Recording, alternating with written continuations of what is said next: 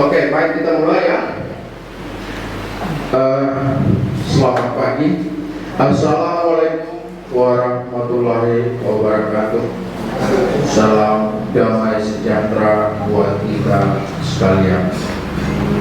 Terima kasih kami sampaikan kepada teman-teman media yang meliput acara siaran pers dari KSBSI terkait dengan putusan Mahkamah Konstitusi nomor 96 tahun 2024 tentang pembuatan undang-undang KPK secara keseluruhan.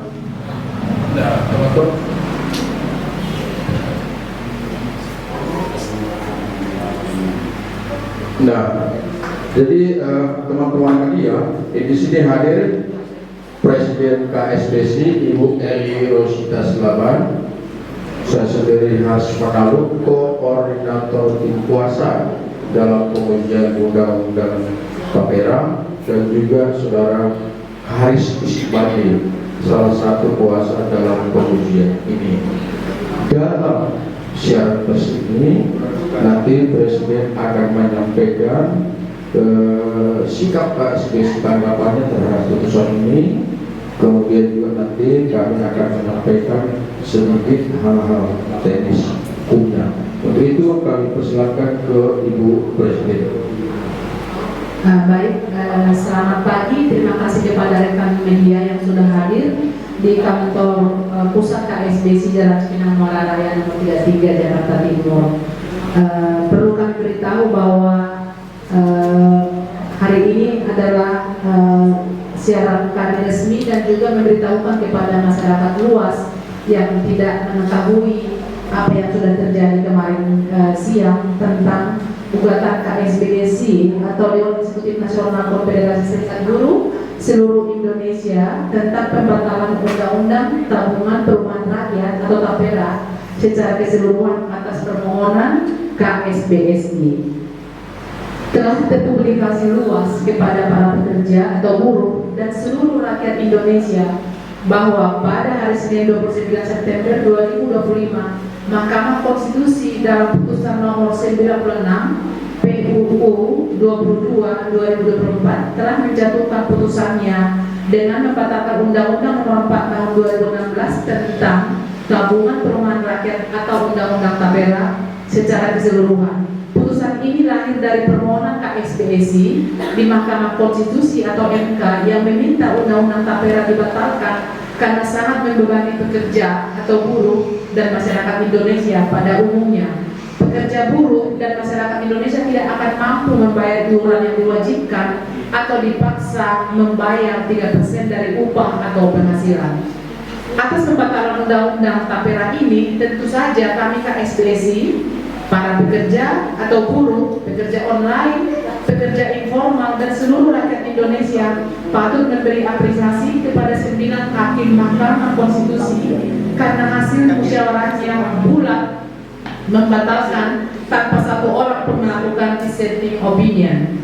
Memperjuangkan pembatalan Undang-Undang TAPERA tentu tidaklah pekerjaan yang mudah dan sebentar, melainkan sulit dan sangat lama. Sejak lama buruh telah menyampaikan aspirasinya kepada pemerintah dan DPR supaya Undang-Undang TAPERA ini dicabut, namun tidak pernah ditanggapi. Buruh Indonesia dengan masih telah lama dan banyak melakukan unjuk rasa, lobby, dialog sosial, namun tidak juga ada tanggapan dari pihak terkait atau pemerintah. Sebagai upaya terakhir, maka kami KSBSI mengajukan permohonan atau gugatan ke MK tanggal 9 Juli 2024, hampir 1 tahun, dan diputus setelah 1 tahun 3 bulan lebih berjuang di MK. Ini juga kami banyak mengorbankan tenaga, pikiran, dan juga anggaran tidak sedikit karena memang mempersiapkannya juga dan melakukan lobby-lobby sangat memakan waktu yang sangat panjang.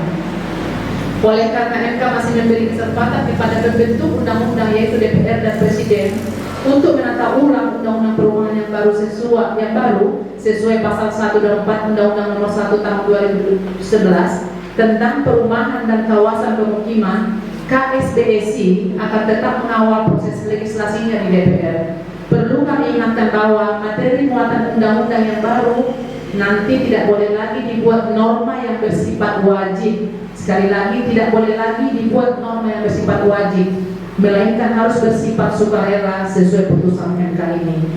Demikian siaran pers ini untuk dipermaklumkan, tapi kami memberikan masukan kepada pemerintah supaya ke depan jangan terlalu sering memberatkan atau membebani rakyat, apalagi dengan upah yang sangat tidak mencukupi saat ini.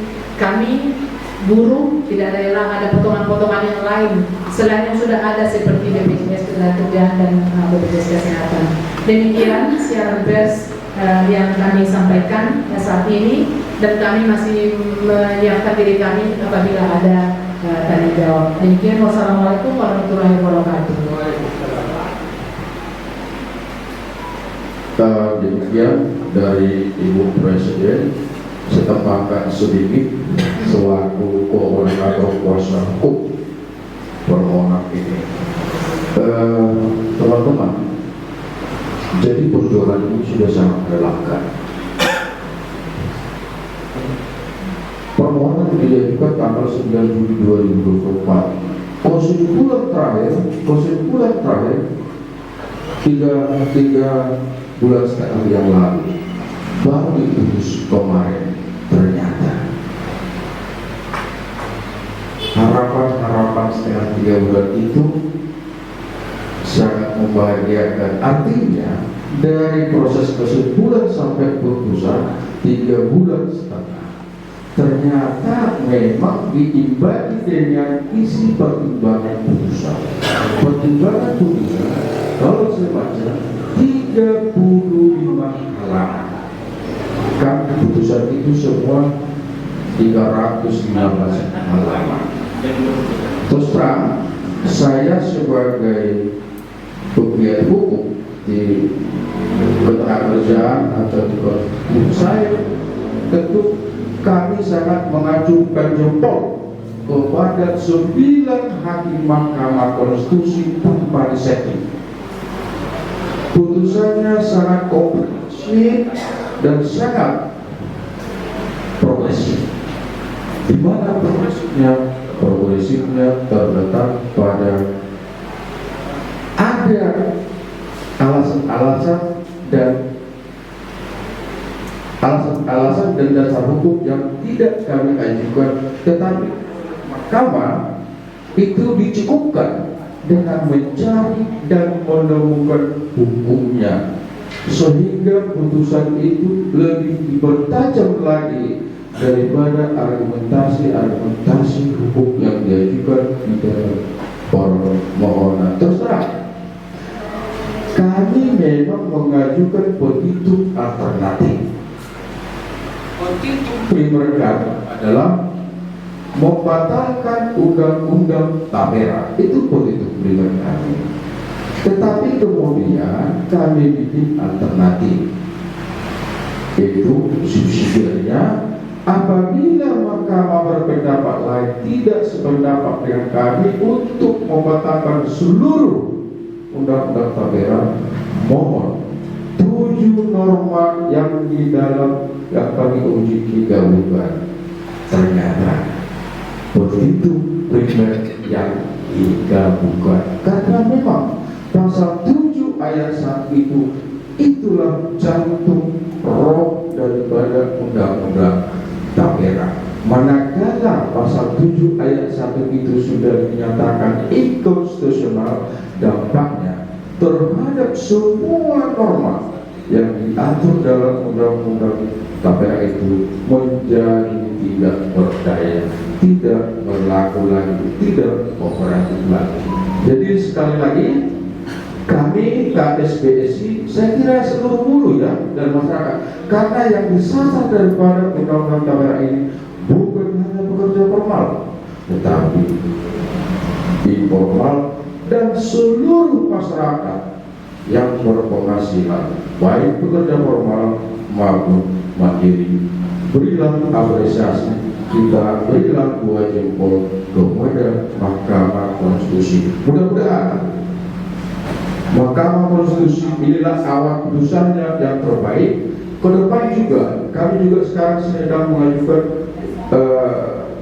pengujian di tentang undang-undang TPSK. Mudah-mudahan seperti inilah harapan kami.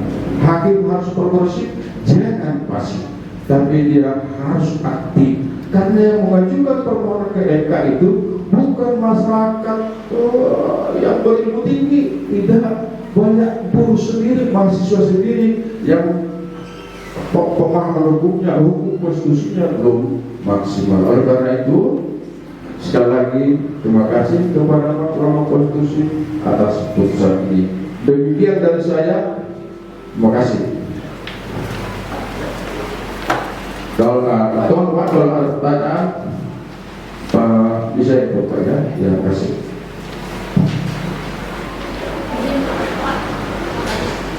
Ya, artinya berarti masyarakat itu terpotong gajinya terkait BPJS aja ya, sudah tidak ada taperannya.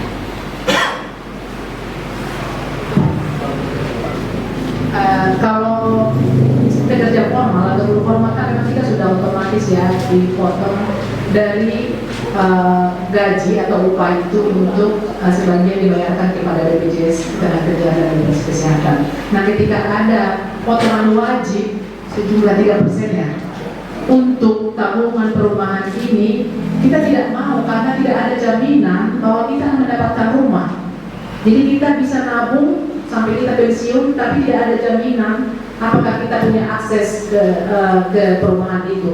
Dan kalau sebagai contoh, saya juga harus wajib menabung walaupun saya punya rumah.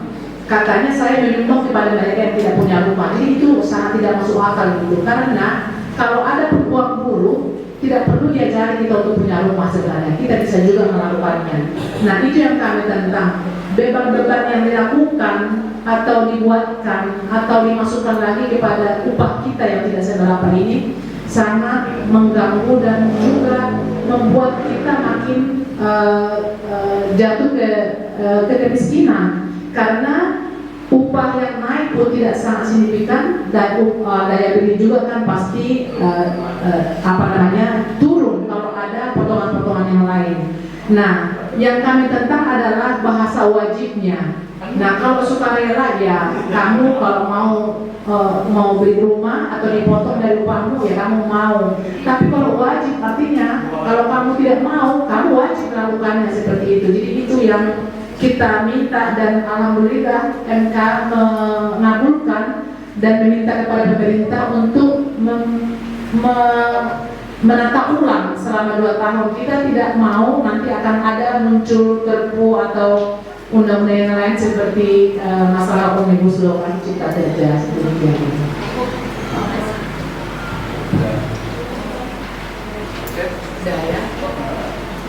Cukup ya? Iya. Bang, satu lagi, Bang. Oh iya, silakan. Bang, kan ini masih berlaku, Bang, ya. Artinya gini, putusan itu meskipun secara eksplisit membatalkan keseluruhan, tetapi sama seperti Undang-Undang Cipta Kerja, untuk mengisi kekosongan hukum, undang-undang ini masih berlaku. Bisa dijelaskan nggak, Bang? Iya, jadi sebetulnya undang-undang ini sudah tidak berlaku, tetapi untuk mengisi kekosongan hukum itu Mahkamah Konstitusi masih memberikan mandat kepada pemerintah untuk tetap memperlakukan peraturan terkait dengan tabungan TPO, itu kan jalan itu sudah lama ya, maupun yang diatur untuk perumahan TNI, Polri dan ASN-nya. Itu yang dimaksud, sehingga supaya tidak ada perkosaan hukum yang mengatur itu, dan juga memang secara de facto BP Tapera masih ada. Oleh karena itu yang dimaksud. Kalau untuk pekerja formal, informal atau masyarakat umum tidak berlaku lagi. Iya. Jadi yang masuk di situ adalah hanya ketentuan yang mengatur tentang untuk ASN, perumahan ASN dan untuk Polri, TNI dan ASN-nya, begitu. Nanya Ibu, Satu lagi. mau nanya terkait dengan regulasi ini. Apa langkah KBSI, KSP. ya KSPSI melalui jalur hukum bisa Bagaimana sebaiknya langkah KSBSI ke depan agar buruh ini tetap mendapat perumahan di luar regulasi? Terus masukan kepada DPR seperti apa regulasi untuk buruh ini biar semua berjalan seperti mengakomodir buruh yang pengen punya perumahan atau seperti apa sebaiknya? Sebenarnya itu kembali lagi kepada sebuah kebijakan dan juga upah ya. Nah, kalau upah kita layak, bukan tidak mungkin kita memiliki rumah. Atau misalnya ada perumahan yang disiapkan terjangkau dan dekat dengan di mana buruh bekerja. Nah, masalahnya kan itu tidak ada lagi sekarang. Kita bekerja di Jakarta, tanah kosong itu ada di Cilengsi, di Bogor atau di mana-mana. Nah, itu yang membuat sebenarnya tidak bisa kita katakan buruh ini, terutama buruh yang kalangan menengah ke bawah ya, dengan mudah mendapatkan rumah. Tapi ketika upah kita layak dan ada kebijakan yang memang pro rakyat miskin atau menengah ke bawah yang dilakukan pemerintah, akses untuk mendapatkan perumahan, tidak berbelit-belit persyaratannya, tidak ada checking atau di mana seperti itu, dan tidak ada ancaman-ancaman PHK. Karena kalau misalnya ada kepastian kita bekerja, artinya kita bisa misalnya untuk mengkredit perumahan itu 10-15 tahun. Tapi kalau misalnya tidak ada kepastian kerja, bagaimana mungkin kita bisa pergi untuk mempersiapkan pembelian sebuah rumah sederhana dengan kredit misalnya 5-10 tahun dengan tidak adanya kepastian kerja. Jadi kita meminta kepada pemerintah, apabila memang pemerintah melihat bahwa masalah-masalah di kita adalah soal tempat tinggal buruh, maunya diberikan akses yang lebih mudah dan persyaratannya jangan yang terlalu mendetail banget supaya para buruh ini juga bisa mendapatkan tempat yang layak, dan upah memang harus layak untuk bisa dibagi belanja dan biaya makan sehari-hari, menyekolahkan anak, dan juga cicilan perumahan. Kita tak menyebut cicilan kendaraan ya, tapi cicilan perumahan supaya kita bisa tidur, anak-anak bisa belajar dan terlindungi dari panas atau dinginnya cuaca seperti itu. Kita tambahkan sedikit Mas. Jadi begini, kami akan tetap mengawal apa amanat yang disampaikan oleh MK bahwa diperintahkan supaya pembentuk undang-undang untuk ulang. Nah, sebetulnya kami pengeluaran kami dalam arti pasif. Kami tidak mau pasif aktif. Kami tidak akan mengajukan sandingan RUU-nya, tidak. Tapi kami akan tetap memantau di parlemen. Ada masukan enggak? Kalau masuk kami masuk. Apa? Konsepnya seperti apa? Sama dengan yang disampaikan putusan MK itu, pertimbangan hukum yang menyatakan, hai pemerintah, hai DPR, betullah apa konsep perumahan yang ideal adalah konsep yang sebutnya adalah central public housing seperti Rusunawa.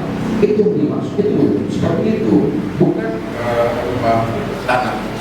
Itu saya kira. Terima kasih. Cukup ya? Ya, terima kasih teman-teman media. Terima kasih teman-teman media. Saya kira kita cukupkan ya.